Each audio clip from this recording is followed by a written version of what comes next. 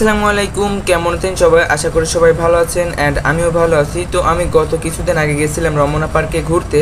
এখানে ঘুরতে গিয়ে আমার যে জিনিসটা সবথেকে বেশি ভালো লাগছে সেটা হচ্ছে এই কাঠবিড়ালিটা।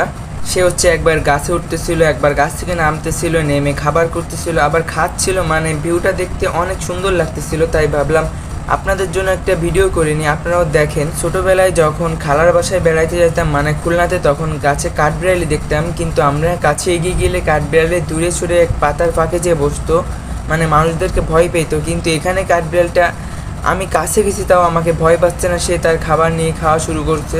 এই মুহূর্তটা দেখতে অনেক ভালো লাগছিল, তাই ভাবলাম আপনাদের সাথেও শেয়ার করি। তো আপনাদের কাদের কাদের ভিডিওটা ভালো লাগছে সবাই কমেন্টে জানাবেন।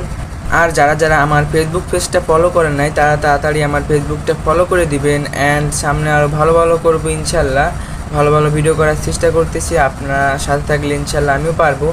সো এই ভিডিওটা এই পর্যন্ত, সবাই ভালো থাকবেন, সুস্থ থাকবেন। দেখা হচ্ছে আপনাদের সাথে নিউ ভিডিওতে।